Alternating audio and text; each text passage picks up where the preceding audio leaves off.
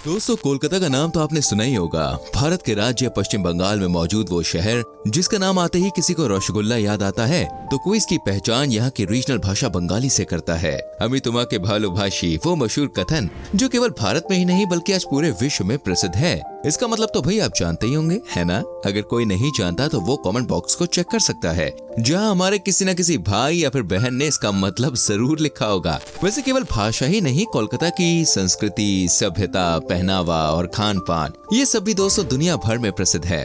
भारत के पूर्वी छोर में स्थित आधुनिक शहर कोलकाता अपने पर्यटन के लिए भी जाना जाता है, जिसका स्वरूप और इसकी बनावट अंग्रेजों और फ्रांसीसी उपनिवेशवाद और उसके इतिहास का जीता जागता सबूत है। कोलकाता वो शहर है जो भारत के इतिहास की कई गाथाएं अपने आप में समेटे हुए है। हुगली नदी के तट पर बसा कोलकाता वो शहर है जो हिस्टोरिकल होने के साथ ही साथ एक मॉडर्न सिटी भी है, और इसी के चलते ये एक अद्भुत टूरिस्ट प्लेस के रूप में पसंद किया जाता है, जहां हर उम्र के पर्यटकों के लिए कुछ न कुछ देखने योग्य जरूर मौजूद है। तो चलिए आज की इस वीडियो में आपको सिटी ऑफ जॉय कोलकाता के दर्शन कराते हैं, जिसे देखने के बाद आपको पता चलेगा कि आखिर इसे मजे या फिर आनंद का शहर क्यों कहा जाता है। दोस्तों, कोलकाता में देखने और घूमने लायक वैसे तो बहुत सी जगह है, लेकिन इस शहर में आकर कोई विक्टोरिया मेमोरियल के दर्शन ना करे ऐसा हो ही नहीं सकता।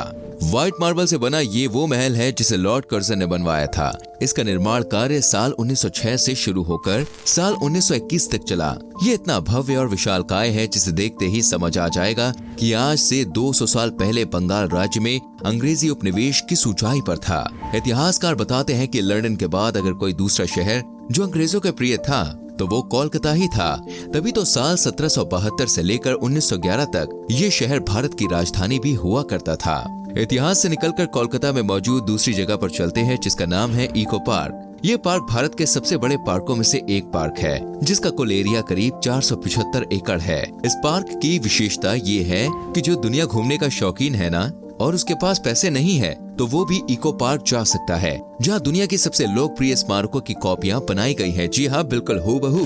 ताजमहल हो या रोम का कोलोसियम, आईफिल टावर से लेकर चीन की दीवार, सब कुछ आपको एक ही पार्क में देखने को मिल जाएगा। यहाँ मौजूद साइंस सिटी विज्ञान की वो नगरी है जो खास बच्चों के लिए बनाई गई है। इसका मुख्य उद्देश्य लोगों में साइंस के प्रति जागरूकता पैदा करना था, जिसमें ये कामयाब हुए, क्योंकि यहाँ हर साल देश विदेश से लाखों पर्यटक आते हैं। विज्ञान का ये छोटा सा शहर शिक्षा का एक ऐसा प्रारूप है जिसे बच्चे तो बच्चे, बड़े भी देखकर भैया इसके दीवाने हो जाते हैं। यहाँ मौजूद toy train, time machine, Jurassic park, 3D space theatre, ऐसे अनेक आकर्षण हैं जिन्हें जीवन में एक बार तो जरूर देखना बनता है। बच्चों का मन बहलाने और उन्हें खुश करने के लिए इस शहर में एलिपोर जू भी मौजूद है। शहर के बीचों बीच बना ये जू भारत का सबसे पुराना चिड़ियाघर है। यहाँ अनेकों प्रकार के पक्षियों के साथ विभिन्न तरह के जानवर मौजूद हैं। इनमें मुख्य आकर्षण का केंद्र है यहाँ मौजूद सफेद बाघ, जिसे देखने लोग यहाँ खास कर आते हैं। एलिपोर जू को हर साल करीब 1 लाख से ज्यादा टूरिस्ट देखने आते हैं।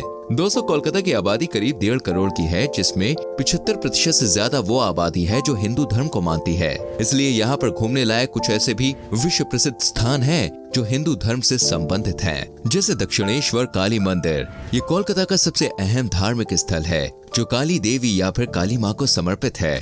दोस्तों, इस मंदिर का ढांचा इतना खूबसूरत है जिसे देखते ही किसी का भी मन इसकी ओर आकर्षित हो जाएगा, जिसका मुख्य कारण है इसकी बनावट जो अन्य मंदिरों से बिल्कुल अलग है। इसी तरह यहाँ मौजूद बेलूर मठ भी वो टूरिस्ट प्लेस है जहाँ हर साल लाखों की तादाद में लोग आते हैं। इसकी स्थापना स्वामी विवेकानंद द्वारा की गई थी, जो रामकृष्ण मंदिर का मेन सेंटर भी है। यही वो जगह है जहाँ से विश्व शांति का संदेश दिया जाता है, और ये जगह सभी धर्मों के लिए खुली हुई है।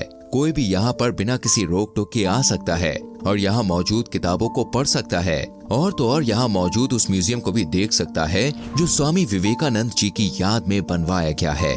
यहाँ मौजूद हावड़ा ब्रिज के भैया क्या ही कहने। कोलकाता स्थित ये ब्रिज दुनिया के सबसे बड़े कैंटिलीवर ब्रिज में से एक है, जो बिना किसी पिलर के मात्र 4 स्तंभों पर टिका हुआ है। इसकी शुरुआत साल 1942 में हुई, जिसे बनाने में करीब 2,65,000 टन स्टील की लागत आई। ये ब्रिज हावड़ा और कोलकाता को आपस में जोड़ता है, जिस पर हर दिन लाखों की संख्या में लोग सफर करते हैं। ये दिन में जितना विशालकाय दिखता है ना, रात ढलते ही ये उतना भव्य हो जाता है, क्योंकि अब इस पर रंग बिरंगी लाइट्स लगा दी गई हैं, जिसका नजारा देखते ही बनता है। भारत का सबसे पुराना संग्रहालय भैया अगर देखना हो तो आप कोलकाता के इंडियन म्यूजियम जा सकते हैं। कोलकाता का सबसे famous Saint Paul cathedral church के दर्शन कर सकते हैं आप। और बंगाल का सबसे मशहूर वाटर पार्क घूमने के लिए आप निको पार्क भी जा सकते हैं, जो कोलकाता में घूमने लायक कुछ और अन्य जगह है। अगर आप शॉपिंग के दीवाने हैं तो आप न्यू मार्केट, पार्क स्ट्रीट, गरिहा हाट मार्केट, हावड़ा फूल बाजार, कॉलेज स्ट्रीट और हटी बगान जा सकते हैं, जहां बंगाल की सबसे लोकप्रिय चीजें आपको देखने को मिल जाएंगी। खाने से लेकर कपड़े, आभूषण, हैंडीक्राफ्ट, आर्टिफैक्ट्स, कोलकाता के इन सभी बाजारों में आपको समूचा बंगाल मिल जाएगा। यहाँ मिलने वाले कॉन्शल बैंगल्स, दार्जिलिंग टी, काली खाट पेंटिंग्स, सोलापित हैंडीक्राफ्ट, टेराकोटा और जूट से बनी सामग्री वो सभी चीजें हैं जो यहाँ आने वाले सैलानी अपने साथ जरूर लेकर जा सकते हैं। दोस्तों, घूमने की बात चल रही है तो मैं आपको बताना चाहूंगा कोलकाता के परिवहन के बारे में एक बहुत ही इंटरेस्टिंग फैक्ट। शायद आपको ये बात नहीं पता होगी कि भारत में कोलकाता ही एकमात्र ऐसा शहर है जहां आज भी हाथ गाड़ी देखने को मिल जाएगी। यही नहीं, साउथ ईस्ट एशिया में मौजूद कोलकाता वो एकमात्र शहर है जहां आज भी ट्रम्स चलते हैं। ये वो शहर है जिसे हाईवे से लेकर गली, सड़क, नदी व समुद्र किसी भी रास्ते से घूमा जा सकता है, क्योंकि यहाँ बोट से लेकर बस, रिक्शा, ऑटो, ट्राम से लेकर हाथ गाड़ी जैसे अनेकों व्हीकल्स मौजूद हैं। दोस्तों, इतना घूमने फिरने के बाद भैया थोड़ी पेट पूजा भी कर ही ली जाए। सही कहा ना मैंने? क्योंकि कोलकाता के टूरिस्ट अट्रैक्शन की तरह यहाँ के जो पकवान हैं वो भी उतने ही फेमस हैं और टेस्टी हैं। बंगाल के लोग मछली भात खाना बहुत ज्यादा पसंद करते हैं। इसके अलावा आलू पोस्तो, आलू टोरकरी, शुक्तो, फुचका वो अन्य व्यंजन हैं जो यहाँ खाए और लोगों को खिलाए जाते हैं। हो सकता है कि जिन डिशेस के मैं नाम ले रहा हूँ वो थोड़े गड़बड़ बोल रहा हूँ, क्योंकि देखिए हर शहर में जो चीजें मिलती हैं उसको अलग अलग तरह से पुकारा जाता है। हम कोलकाता से नहीं है पर कोलकाता की जानकारी दे रहे हैं, तो कहीं नाम में गड़बड़ हो जाए तो गुस्सा मत होना, ठीक है? इस शहर में दोस्तों खाने के बाद मीठा खाने की भी एक परंपरा है, जिसे कोलकाता वासी रसगुल्ला, चमचम और मिष्टी दोई खाकर पूरा करते हैं। फ्रेंड्स, कोलकाता एक सांस्कृतिक शहर भी कहलाता है जो अपनी परंपराओं को लेकर सदियों से निष्ठावान है। यहाँ की जाने वाली दुर्गा पूजा आज दुनिया भर में प्रसिद्ध है, जो बंगाल का सबसे प्रमुख त्योहार भी है।